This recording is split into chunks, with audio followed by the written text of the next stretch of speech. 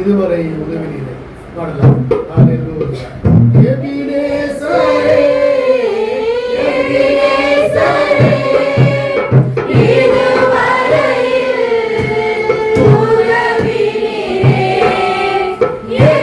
உதவினீரே எபினேசரே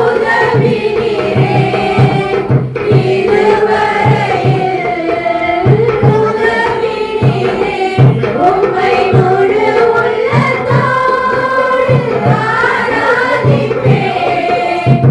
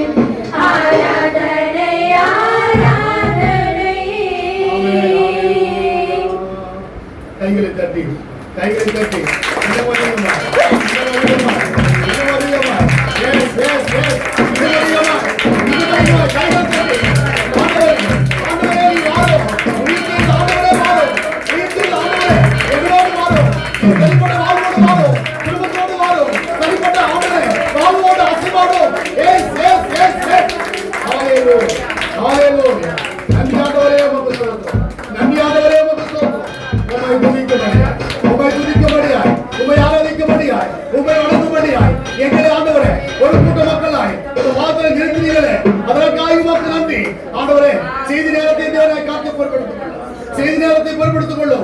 நீங்க பேசுங்க, நாங்கள் கேட்க உதவி செய்யுங்க. நீங்க பேசுங்க ஆண்டவரே, நீங்க பேசுங்க. பேசுகிற ஆண்டவர் கல்லோ மண்ணோ மரமோ நீ அல்ல, பேசுகிற ஆண்டவர் எங்களோடு கூட பேசுங்க. வந்த நாங்கள் ஒருவர் உரிமையாக போகிறோம். இப்படி ஆசீர்வாதத்தை சொந்தமாக்கி கொண்டு கடந்து போக உதவி தடைகள் மாறட்டும், ஆசீர்வாதம் கடந்து வரட்டும். துதிகர மகிமையாக சேர்த்து இயேசு மூலங்களுக்கு நல்ல பிதாவே ஆமென். சபையை உட்காரவும், நாமத்துக்கு மகிமை உண்டாகட்டும். ஆசிரியதானே வேத பகுதியை நாம் புரட்டிக் கொள்ளலாம். எசேக்கியேல் புஸ்தகம்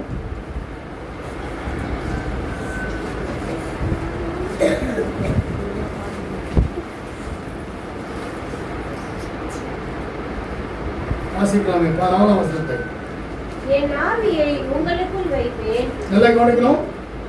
என் ஆவியை உங்களுக்குள் வைத்தேன், நீங்கள் உயிரடைவீர்கள். நீங்கள் உயிரடைவீர்கள். ஆமென் ஆமென் ஆமென் ஆமென். என் ஆவியை உங்களில் வைத்தேன், நீங்கள் உயிரடைவீர்கள். ஆமென். இந்த உயிர்த்தெழுந்த நாளிலே தேவன் நமக்கு என்று கொடுக்கப்பட்ட வார்த்தை அவருடைய ஜீவனை நமக்குள் வைத்திருக்கிறார். நாம் இந்த உலகத்தில் உயிரடைய வேண்டும் என்று ஆண்டவர் விரும்புகிறார். ஆமென் ஆமென். என்று சொன்னால் உயிருள்ள ஆண்டவருடைய வார்த்தைகளை நாம் கேட்பதற்கு முன்பாய் தேவன் நம்மோடு கூட இடைபடுகிறதானே உண்மை. எப்படியா இடைபடுகிறார்? 2000 ஆண்டுகளுக்கு முன் ஆண்டவராகிய இயேசு இந்த உலகத்திற்கு வந்தார். வந்தவர் வந்தவனமாகவே கடந்து போவதபடிக்கு 3 ஆண்டு காலங்கள் ஊழியம் செய்தார்.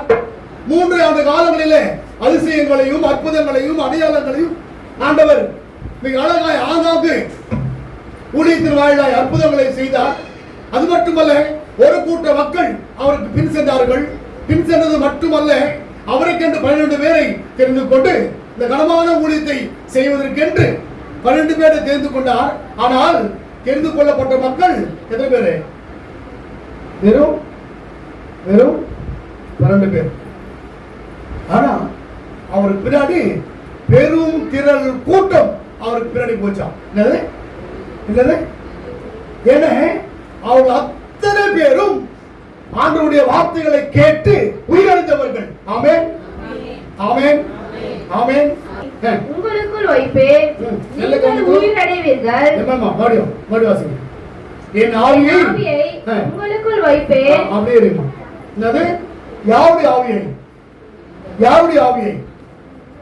தேவனுடைய ஆவியை உங்களில் வைப்பேன், நீங்கள் உயிரடைவீர்கள்.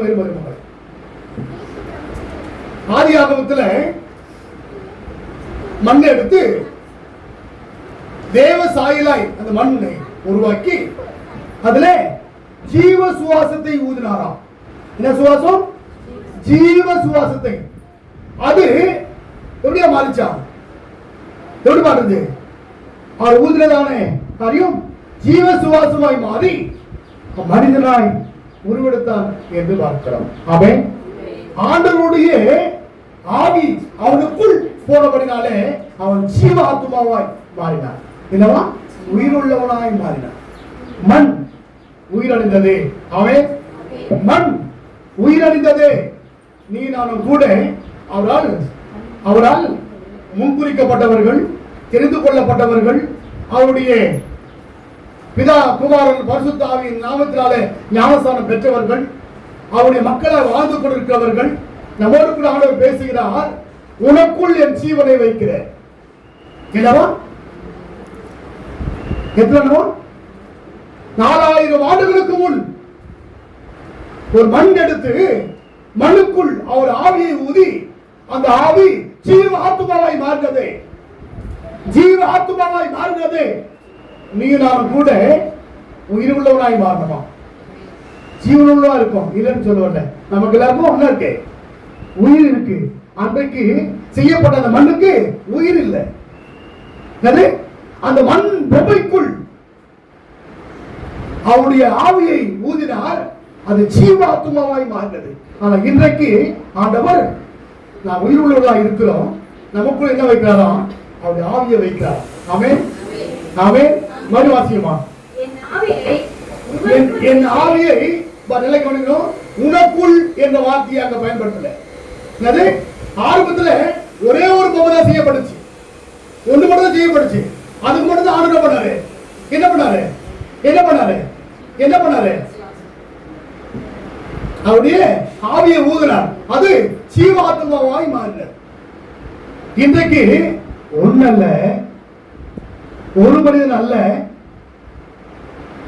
ரொம்ப அழகா தெளிவா திட்டமாய் தீர்க்கதரிசிகளுக்கு ஆண்டவர் அவருடைய ஞானத்தை கொடுத்து எழுதப்பட்ட புத்தகம் தான் இந்த எசேக்கியேல் தீர்க்கதரிசன புத்தகம். மறுவாசியமா?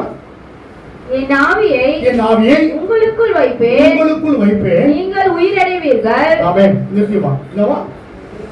யாமா? என்னவா? நீங்கள், நீ என்ற வார்த்தையை பயன்படுத்தல. இயேசுவை ஏற்றுக்கொண்டவங்க மட்டும் அப்படி பயன்படுத்தல.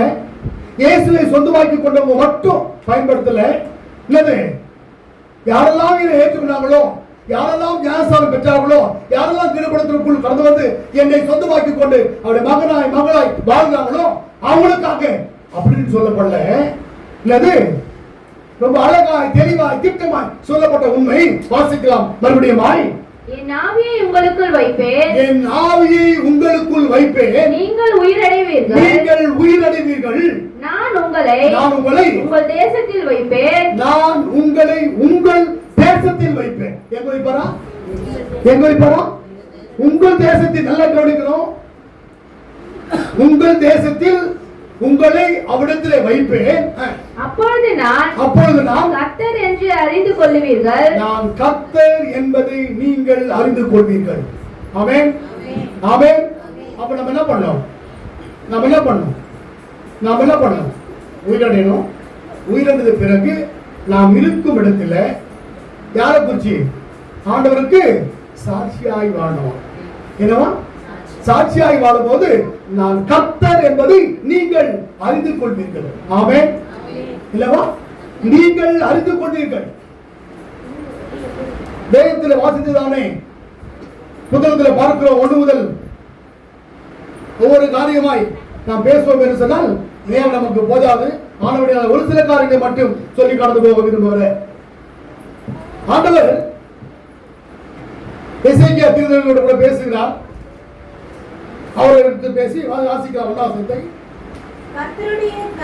கர்த்தருடைய கை என் மேல் அமர்ந்து கர்த்தர் என்னை ஆவிக்குள்ளாக்கி வெளியே கொண்டு போய் எலும்புகள் நிறைந்த ஒரு பள்ளத்தாக்கின் நடுவில் நிறுத்தி என்னை அவைகளின் அருகே சுற்றி நடக்க பண்ணினார். இல்லவா? எலும்புகள் நிறைந்த ஒரு இடம், புவியிலா இருக்கு. இங்க 2 பேர் தான் கொஞ்சம் பெரியவங்களா இருக்காங்க. ஆரம்ப காலங்களில் இந்த கால்ராலாம் ஊருக்குள்ள வரும். இப்போ அதெல்லாம் வந்து கடவுள் மாற்றி போட்டார். அது மட்டுமல்ல, கவர்மெண்ட்டுக்கு ஆண்டவர் நல்ல ஞானத்தை கொடுத்து அதுக்கெல்லாம் என்ன பண்ணாங்க? தடுப்பூசி எல்லாம் குழந்தைகளே போட்டு அவைகளை எல்லாம் என்ன பண்ணாங்க? இல்லாதபடி நிர்மூலமாக்கிட்டாங்க. ஊருக்குள்ள வரும் கால்ரா. இந்த ஊர் அந்த ஊருக்கு போக மாட்டான், இந்த தெருவுக்கு அந்த தெருவுக்கு போக மாட்டான். என்னது? அப்படியே கொத்து கொத்தா. என்னது? 2-3 பேர்ல சாப்பிட மாட்டான்.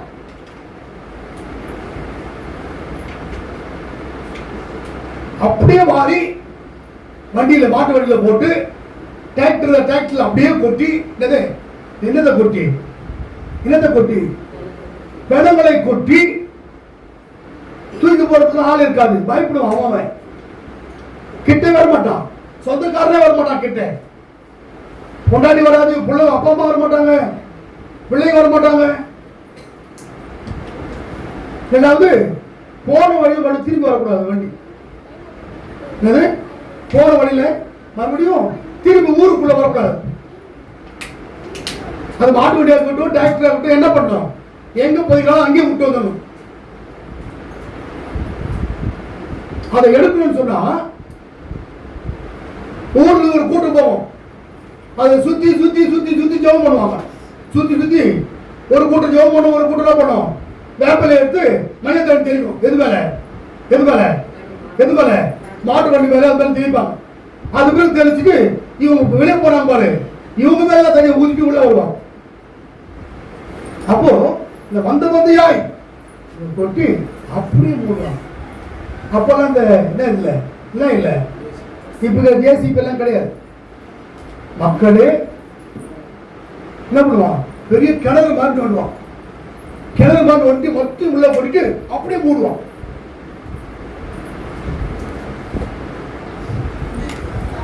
நான் அஜய் மாதிரி இருக்கேன். அப்போ நல்ல சுத்தியெல்லாம் தெரியுது. எங்க ஊர்ல எல்லாம் பஜனை அப்படி போவாங்க. அப்படி ஒரு பாடல் தெருவா செவம் பண்ணுவாங்க. தெருவா செவம் பண்ணுவாங்க. அங்க கிராமத்துக்குள்ள எல்லை கல் வச்சிருப்பாங்க. எல்லைக்கல். அந்த எல்லைக்கல் வரை போவாங்க. அங்க போய் ப்ரே பண்ணுவாங்க. மறுபடியும் அடுத்த எல்லைக்கல் வேற வருவாங்க. அங்க ப்ரே பண்ணுவாங்க, செவம் பண்ணுவாங்க, சுத்தி வருவாங்க. ஒரு பக்கம் பேண்டு, ஒரு பக்கம் மிருதங்கம், ஒரு பக்கம் கேமரா, அப்படியே அடிச்சு ஏன் பிசாசு வெளியில வெட்டுறதுக்காக. அப்பெல்லாம் ஒற்றுமைதான் இருந்தாங்க மக்கள். அப்பெல்லாம் ஆமா. அதுக்கு பிறகு கொண்டு போய் வந்துருவாங்க. சொன்ன மாதிரி பெரும் குயில், எலும்புகள் உலர்ந்து போயிருக்கு. அங்க கொண்டு போய் தீர்க்கதரிசியாக்கிய ஊழியக்காரனாகிய எசேக்கியாவை நிறுத்தி அதை சுற்றி வர சொல்றார். நல்லா கவனிக்கணும். ஏன் சுற்றி வரணுமா? உலர்ந்து போன எலும்புகள் அதை சுற்றி வாசிங்க. இதோ பள்ளத்தாக்கின் வெட்டவெளியிலே அந்த எலும்புகள் மகா திரளாய் கிடந்தது. அவைகள் மிகவும் உலர்ந்ததுமாய் இருந்தது. அவர் என்னை நோக்கி மனுபுத்திரனே, இந்த எலும்புகள் உயிரடையுமா என்று கேட்டார். நல்லா கவனிக்கணும். ஊழியக்காரனை பார்த்து யார் கேட்கறது? தேவன் கேட்கிறார். தீர்க்கதரிசியாகிய ஊழியக்காரனை பார்த்து தேவன் கேட்கிறார். என்னது? அங்க வந்து நிறுத்துறாரு. எப்பா இந்த எலும்பெல்லாம் உயிரடையுமா? யாரை பார்த்து கேட்கிறாரு? ஊழியக்காரனை பார்த்து கேட்கிறார். அதுக்கு பதில் வாசிக்கல. கர்த்தராகிய ஆண்டவரே, தேவரீர் அதை நீர் அறிவீர். என்னமா? அது உமக்கு தெரியும் ஆண்டவரே. அது உயிரடையுமா? உயிரடையாதா என்று சொல். இன்னைக்கும் கூட ஆண்டவர் உன்னை என்னையும் பார்த்து கேட்கிறார். இல்லது உன்னை என்னையும் பார்த்து கேட்கிறார். 14 வசனத்துல சொல்லப்பட்ட வார்த்தையின்படி, 14 வசனத்துல சொல்லப்பட்ட வார்த்தையின்படி என் ஆவியை உங்களுக்குள் வைக்கிறேன், நீங்கள் உயிரடைவீர்கள். இப்ப நம்மளை பார்த்து கேட்கிறார் ஆண்டவர். எப்பா நீங்க உயிரடைவீங்களா, உயிரடைய மாட்டீங்களா? அன்றைக்கு ஊழியக்காரனை பார்த்து கேட்ட வார்த்தை இன்னைக்கு நம்ம பார்த்து கேட்கிறார் ஆண்டவர். நம்ம பார்த்து கேட்கிறார். என்னன்னு சொல்லி பிரபுதாஸ், இனியாகிலும் உயிரடைவியா? இனியாகிலும் உயிரடைவியா? எத்தனை ஆண்டு காலங்கள்? என்ன வயசு பிரபுதாசுக்கு? 60 வயசு. இதற்கு மேலாகிலும் கூட நீ உயிரடைவையா? என்ன இத்தனை வருடம் சத்தியத்தை நான் கேட்டிருக்கிறேன். இனியும் சத்தியத்திற்குள் வரவில்லை என்று சொன்னார். இனியும் சத்தியத்திற்குள் நான் வாழவில்லை என்று சொன்னார். நான் கிறிஸ்துவாய் வாழ்வது என்பது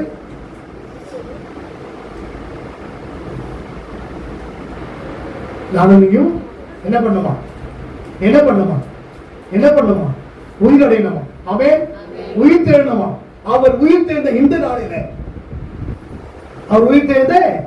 நாளில, நானும் உயிர் தேட வேண்டும் என்று ஆண்டவர் விரும்புகிறார். எப்படி உயிர் தேட ஆயத்தமா இருக்கிறோம்? எப்படி ஆண்டவருடைய சமூகத்தில் நின்று வாக்கு கொடுக்க ஆயத்தமா இருக்கிறோம்? ஆண்டவரே, என்னை உயிர்ப்பிடை செய்யும் ஆண்டவரே, என் குடும்பத்தை உயிர்ப்பியும் ஆண்டவரே, என் கணவரை உயிர்ப்பியும், என் பிள்ளைகளை உயிர்ப்பியும், என் திருச்சபை குடும்பங்களை உயிர்ப்பியும். எப்படி ஜெபிக்க ஆயத்தமா இருக்கிறோம்? அன்று கூலிக்காரனை பார்த்து ஆண்டவர் கேட்கிறாரு, இந்த எலும்புகள் எல்லாம் உயிரடையுமா? அதுக்கு அவர் சொன்ன பதில், அது ஆண்டவர் தெரியும். நம்ம சொல்ல போறோம், அது ஆண்டவருக்கு தான் தெரியும். அவர் மாத்தாம இருக்காரு. என்ன மாத்துறதும் மாத்தாமது யாருக்கும் தெரியும். யாருக்கு? எந்த ஆண்டவருக்கு தெரியும்? யாருக்கு தெரியும்?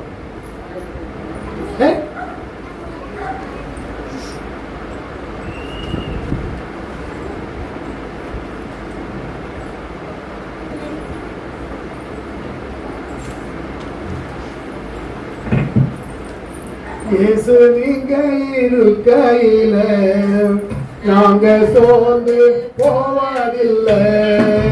இயேசு நீங்க இருக்கையில நாங்க சோர்ந்து போவதில்லை. நீங்க எல்லாமே பார்த்துக்கொள்வீங்க. நீங்க எல்லாமே பார்த்துக்கொள்வீங்க. நீங்க எல்லாமே பார்த்துக்கொள்வீங்க. நீங்க எல்லாமே பார்த்துக்கொள்வீங்க. இயேசு நீங்க இருக்கையில நாங்க சோர்ந்து போவதில்லை.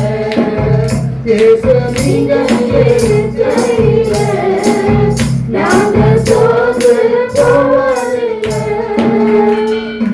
ஆதி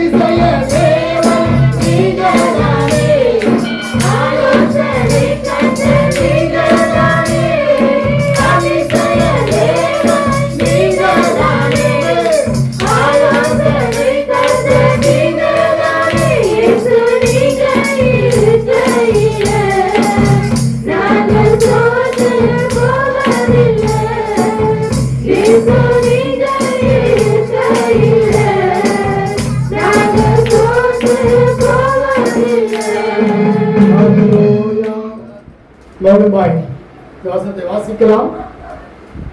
அவர் என்னை நோக்கி மனுபுத்திரனே, இந்த எலும்புகள் உயிரடையுமா என்று கேட்டார். இந்த எலும்புகள் உயிரடையுமா என்று கேட்டார்.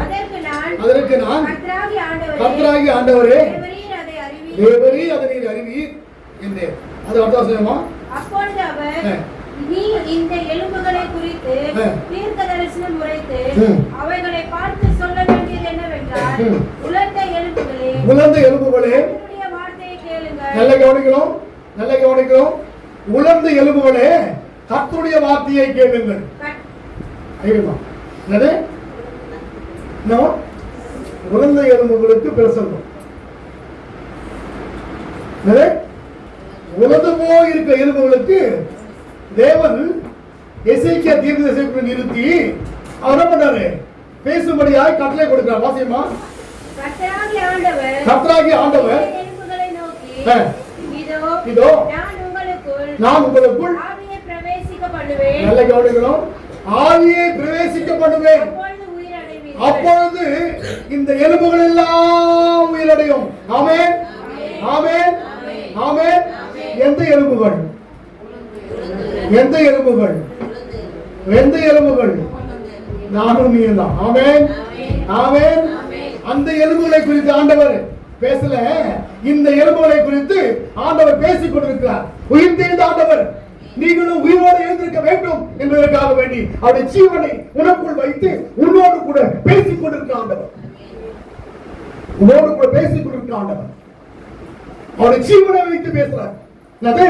அவருடைய ஜீவனை உனக்குள் வைத்து நீ உயிரிழந்த பிறகு உங்ககிட்ட பேசுறார். என்னன்னு ஏன் பேசுறாரு? உலக போன எலும்புகளுக்கு தீர்க்க தரிசனம் உரைக்கப்பட்ட வார்த்தையின்படி உனக்கும் எனக்கும் உரைக்கப்படுகிற வார்த்தை.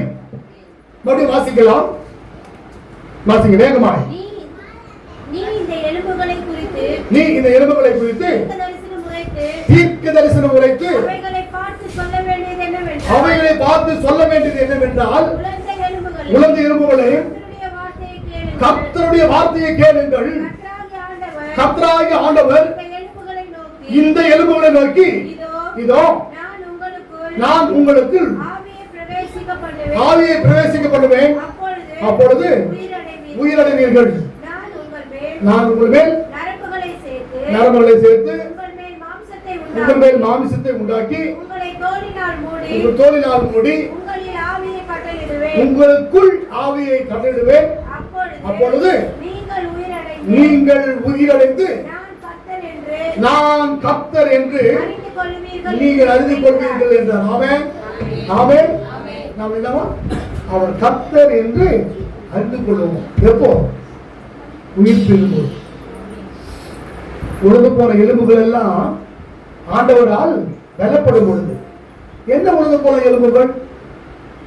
பின்மாற்றம் அடைந்திருக்கிற வாழ்க்கை, ஆண்டவரை மறந்து வாழ்கிற வாழ்க்கை, ஆண்டவரோடு நெருங்கி இல்லாம இருக்கிறதான உலர்ந்து போன வாழ்க்கை.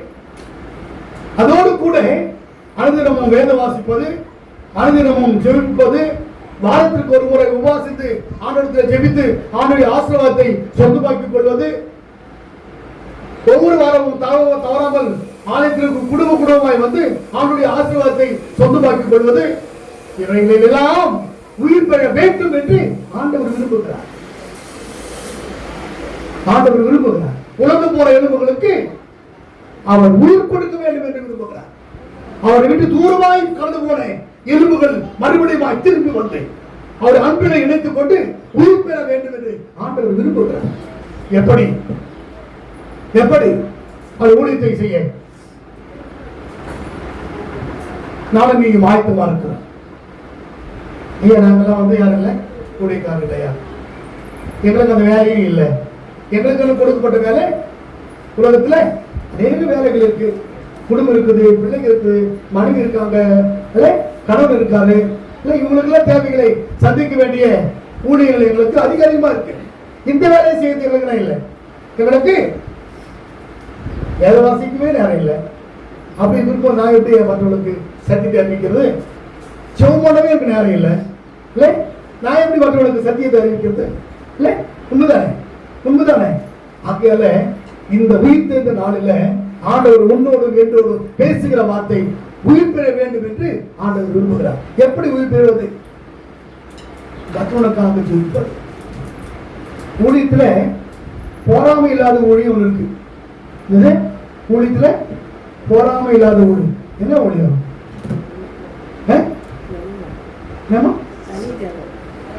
போராமை இல்லாத ஊழியம் ஒரே மொழிதான். என்னது? தனிப்பட்டு ஜெபம் பண்றது மட்டும். என்னது? தனிப்பட்டு ஜெபம் பண்றது மட்டும்தான் என்னது? போராமை இல்லாத ஊழியம். என்னையா இவ்வளவு நேரம் நம்ம கத்தி வச்சு பேசுறீங்க? என்னது? உயிர் பெற வேணும்னு சொன்னீங்க, வேதத்தை வாசிக்கிறீங்க, உலர்ந்து போன எலும்புகளுக்கு உயிர் கொடுக்க ஆண்டவர்னு பேசுறீங்க. ஆனா போராமையை குறிச்சு இவ்வளவு அழகா பேசுறீங்க. உண்மை உண்மை உண்மை. அதான் பைபிள்ல ரொம்ப அழகா சொல்லப்பட்டிருக்கு. உன் அறக்கதவை மூடி. என்னவா? உன் அறக்கதவை மூடி அந்த ரங்கத்தில் பார்க்கிற உன் தேவனிடத்தில் என்ன பண்ணுவான்? நீ ஜெபம் பண்ணு, ஆண்டவர் உனக்கு வெளியரங்கமாய் உன்னை ஆசீர்வதிப்பாராம். ஆமென் ஆமென் ஆமென். இங்க வந்து என்ன பண்ணாத? இது ஆண்டவர் விரும்பல. இது ஆண்டவர் விரும்பல. தனிப்பட்ட ஜெபத்தை ஆண்டவர் விரும்புறார். நீ என்ன பண்ணு? கதவை மூடு, ஜெபம் பண்ண ஆரம்பி. அந்த ஜெபத்திற்கெல்லாம் ஆண்டவர் எப்படி பதில் தருவாரா? வெளியரங்கமாய் பதில் கொடுப்பார். நீ ஜெபம் பண்ணது யாருக்கு தெரியாது? உன் கணவனுக்கு தெரியாது, உன் பிள்ளைகளுக்கு தெரியாது, உன்னை சார்ந்தவங்களுக்கு தெரியாது, உன் திருச்சபை குடும்பத்துக்கு தெரியாது. ஆனால் ஆண்டவர் உன்னை ஆசீர்வதிப்பதை அத்தனை பேரும் பார்ப்பாங்க. ஆமென் ஆமென் ஆமென். ஆகையால் தான் என்ன பண்ணோம்? கணவர் வீட்டுக்கு வேலைக்கு போன பிறகு நான் வேலையில வேக வேகமா முடிச்சுட்டு நான் என்ன பண்ணோம்? கதவை மூடி ஆண்டவர் சமூகத்தில் உட்கார்ந்து ஜெபம் பண்ணோம். ஐயா நாங்களாம் வேலைக்கு போலையா? நாங்களாம் கதவை மூடி ஜெபம் பண்ண முடியாது. வாகனத்தில் போகும்போது பஸ்ஸில் போகிறோம்ல, போகிறதுக்கு 1 மணி நேரம் அவங்க இறங்கணும். நம்ம என்ன பண்ணலாம்? ஆண்டவர்கிட்ட கண்ணை மூடி பக்கத்தாளுக்கு தேவையில்லாத பேச தேவையில்லை. சுமார் உட்கார்ந்த உடனே பக்கத்தாளுக்கு விசாரிப்பான். அண்ணே நல்லா இருக்கீங்களா? அவர் யாருன்னே இவருக்கு தெரியாது. என்னது? அவர் யாருன்னே இவருக்கு தெரியாது. ஆனால் இவர் என்ன பண்ணுவாரு? அவர்கிட்ட அண்ணா நல்லா இருக்கீங்களா? அண்ணா எங்கே வரீங்க? ஆனால் நான் இங்கிருந்து வரேன். ஆனால் என் பேர் இதுண்ணே. ஆனால் உங்கள் பேர் என்ன? அறிமுகப்படுத்துவது நல்லது. தேவையில்லாத இடத்துல பேச, தேவைக்கு மட்டும்தான் பேச. அதிக பேச்சினாலும் பாவம் இல்லாமல் போகாது. சிலர் என்ன பண்ணுவாங்க? இல்ல ஒரு உள்ள ஆளுநர் என்ன பண்ணுவாங்க? பதில் சொல்லுவான். இல்லைன்னா ஏன் கேட்கற? என்ன யாரு இல்ல நம்மள கேட்பான். நம்ம என்ன பண்ணுவோம்? இல்லைன்னா தெரிஞ்சு கேட்கல. நம்ம நம்ம நம்ம நம்ம சூழலை பார்த்துதான் இல்லை. ஆனால் அவங்ககிட்ட அப்படியே பதிஞ்சு அப்படியே அப்படியே பேசுவோம். யாருக்கிட்ட யாருக்கிட்ட தேவையில்லை தேவையில்லை.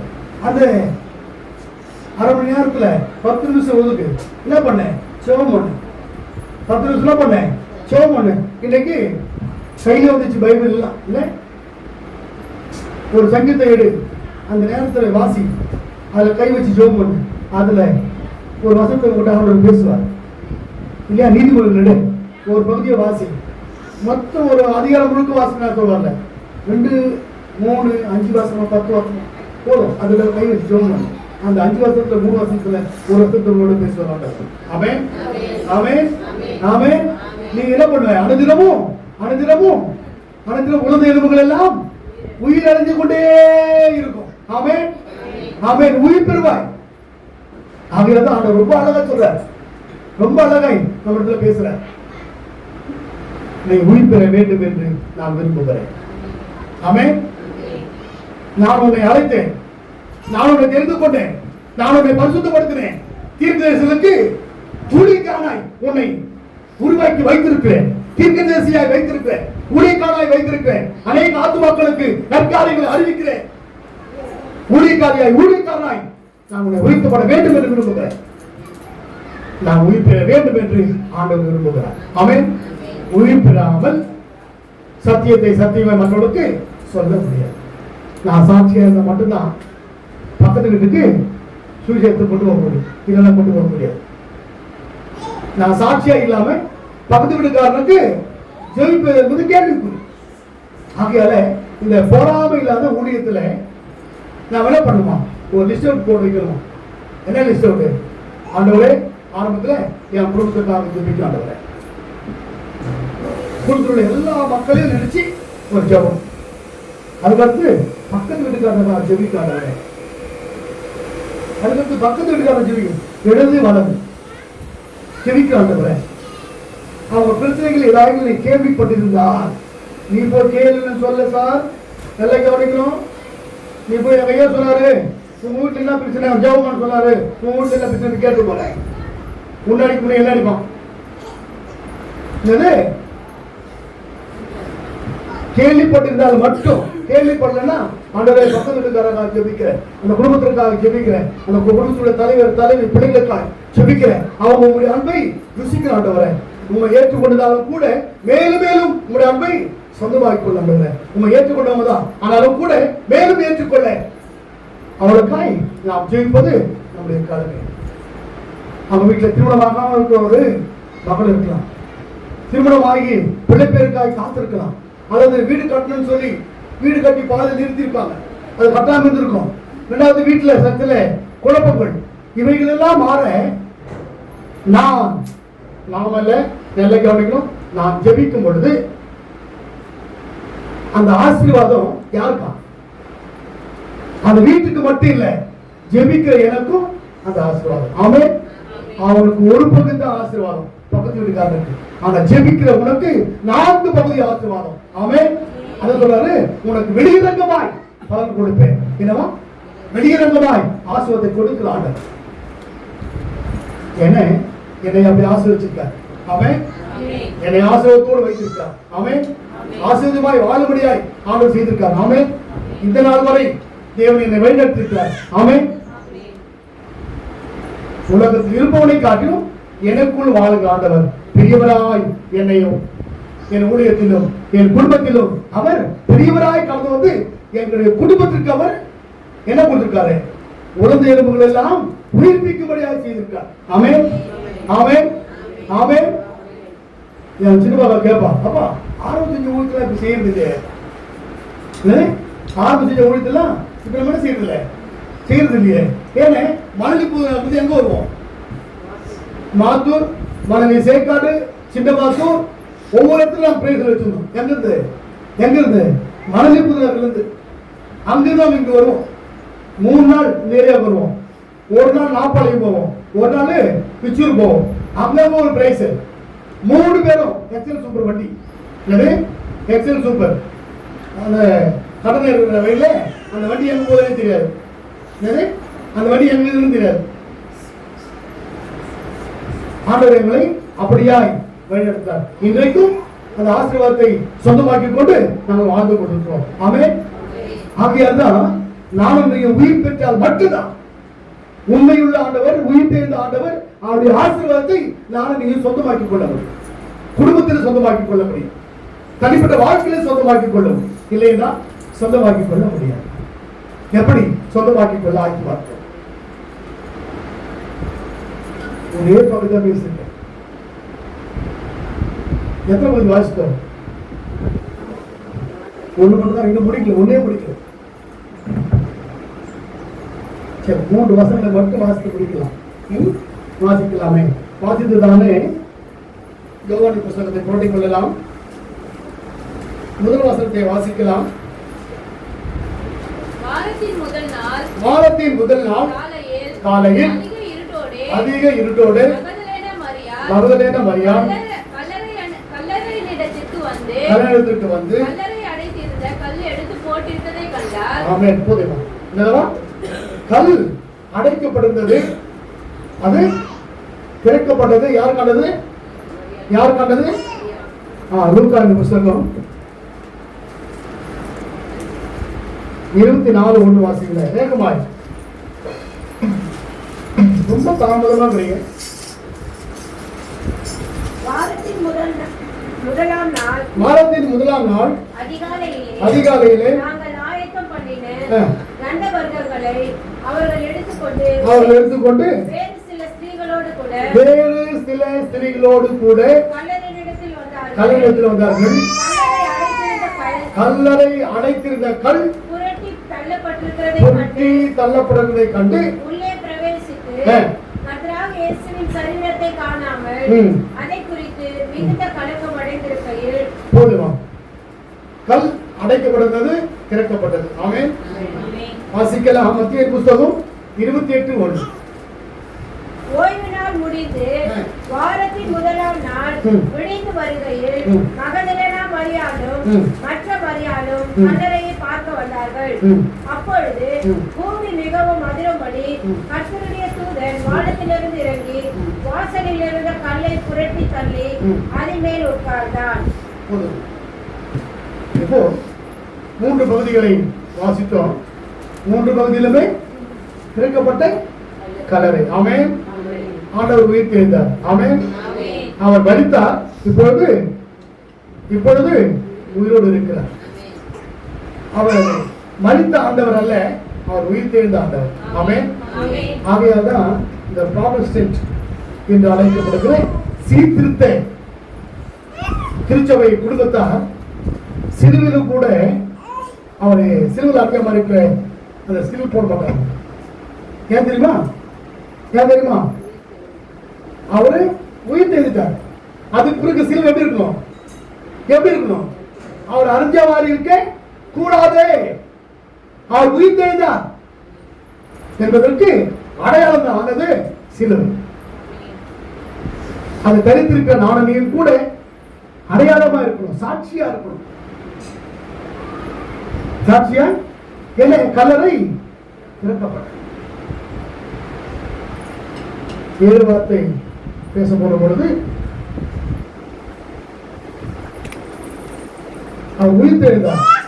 அதை நினைக்கும்படியாய் அனுசரிக்கிற ஆராதனை. நினைக்கணும். இந்த ஆராதனை என்னது? அவரை நினைத்து பார்க்கும்படியாய் நம்ம முற்பிதாக்கள் நினைத்த ஆராதனையை நாம் மறுபடியும் அந்த ஆராதனைகளை நடத்தி ஆராதனை வழியாய் ஆண்டவரை இன்னும் அதிகமா இருக்க சேர்ந்து பிடித்துக் கொண்டு அவருடைய மகனாய் வாழ்வது. 7 வார்த்தை பேச போடும்போது ஆளுக்கு துணி கருப்பு, ஆர்டர் துணி கருப்பு, போட்டிருக்கிற ஸ்கிரீன் துணி கருப்பு, ஆர்டருக்கு இந்த பிரிண்டர் போடுறது கருப்பு, சிலுவையும் கருப்பு துணி போட்டுக்கிறார். என்னடா கிறிஸ்தவம்?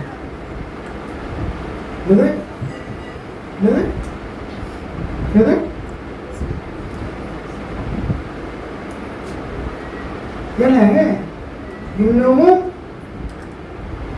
அவர் உயிர் தெழுந்தார் என்ற உண்மையை ஒன்று சொந்தமாக்கிக் கொள்ள. அவர் மரித்தவர் அல்ல, அவர் உயிர் தெழுந்தவர். அவர் மரித்து சிலுவையில் இருக்கிறவர் அல்ல, சிலுவையை விட்டு இறங்கி அடக்கம் பண்ணப்பட்டு 3 நாள் உயிர் தெழுந்த ஆண்டவர். சரித்திரம் பேசுகிறது. ஆனா நீ நான் என்ன பேசுற? சரித்திரம் பேசிக் கொண்டிருக்கிறது. கிபி கிமு என்று சரித்திரம் பேசிக்கொண்டு கிறிஸ்துவுக்கு முன் கிறிஸ்துவுக்கு பின் என்று சொல்லி. ஆனால் கிறிஸ்துவாய் வாழ்ந்து கொடுக்கிற நீ நானும் இன்னும் உயிர் பெறவில்லை. இந்த எலும்புகள் உயிர் பெறாமல் இருக்கிறது. உயிர் பெற வேண்டும் என்று சொன்னார். நம்மை போன்று மக்கள் செபிக்க ஆரம்பிக்கும். ஆமென். ஆண்டவரே, என் திருச்சபை குடும்பங்களை பொறுப்பெடுத்துக் கொள்ளுங்க, ஆராதனைகளை பொறுப்பெடுத்துக் கொள்ளுங்க. ஆராதனையிலும் கூட உங்களுடைய நாமம் மையப்படணும். ஆமென். யார் நாமம் மையப்படணும்? இயேசுவின் நாமம் மையப்படணும். நாம் அல்ல. யார் மையப்படணும்? இயேசு மையப்படணும். அவர் உயிர் தெழுந்தார். அவர் ஜீவனை நமக்குள் வைத்திருக்கிறார். நானும் உயிர் உள்ளவனாய் இந்த உலகத்தில் வாழணும். வீட்டில் உயிர் உள்ளவனாய் இருக்கணும், திருச்சபையில் உயிர் உள்ளவனாய் இருக்கணும், வேலை செய்ய விடங்களில் உயிர் உள்ளவனாய் இருக்கணும், பழகு விடங்களில் உயிர் உள்ளவனாய் இருக்கணும். நம்ம கூட இருக்குதானே அறிந்து அறியாமல் தெரிந்து எழுதியிருக்கிற குடும்பங்களோடு கூட எப்படி இருக்கணும்? உயிர் உள்ளவனாய் இருக்கணும். ஏனோ அல்ல, உயிர் உள்ளவன். எப்படியோ அல்ல, உயிர் உள்ளவன். எப்படி வாழ்வதல்ல, உயிரோடு வாழ்வது. அப்படி அந்த வாழ்க்கையை நாம் நீங்க வாழும் பொழுது உண்மையான ஆசீர்வாதத்தை சொந்தமாக்கிக் கொள்ள முடியும். உண்மையான ஆசீர்வாதத்தை சொந்தமாக்கிக் கொள்ளுங்கள். ஆரம்பத்தில் அவர் மரித்த அந்த நாளிலிருந்து உயிர் தெரிந்து எத்தனை சாட்சிகள் அவரை பார்த்தவங்க, அவருடைய விழாவிலே கை போட்டு பார்த்தவங்க, இதையெல்லாம் சொல்ல வேண்டும் என்று நினைத்து அநேக காரியங்களை எடுத்து வந்த நான் தேவன் என்ன பேச சுத்தம் கொண்டிருக்காரோ அதை மட்டும் அவர் பேசியிருக்கிறார். ஆமென், ஆமென். தேவனுடைய நாமம் மகிமைப்படுவதாக. ஆமென். செபிக்கலாம். வாதை உந்தன் கூடாரத்தை அணுகாதே மகனே, கொல்லாதே நேரிடாதே நேரிடாதே மகனே. வாதை உந்தன் கூடாரத்தை அணுகாதே மகனே, கொல்லாதே நேரிடாதே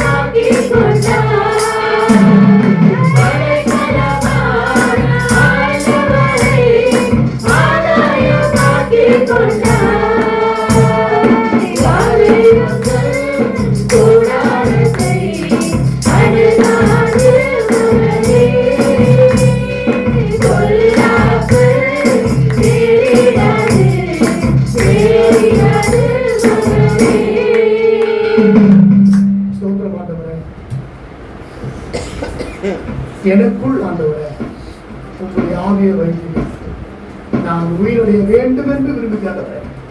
உயிரிழந்த பிறகு வாதை உன் கூடாரத்தை அணுகாதே, பொல்லாப்பு உன் குடும்பத்தை தொடாதே. ஆண்டவரே வாக்கு கொடுத்தவர், வாக்கு மரவராக இருக்கீங்க ஆண்டவர். உலக எலும்புகள் உயிர் பெற வேண்டும் என்று விரும்புகிற ஆண்டவர். பின்மாற்றம் அடைந்திருக்க நான், உலக எலும்பாய் கடந்து போயிருக்க நான் மறுபடியும் திரும்பி வந்து ஆண்டவரே உம்முடைய அன்பிலே சேர்த்து ஆண்டவரே உயிர் பெற்ற எலும்பாய் உலகத்தில் வாழ வேண்டும் என்று விரும்புகிறேன்.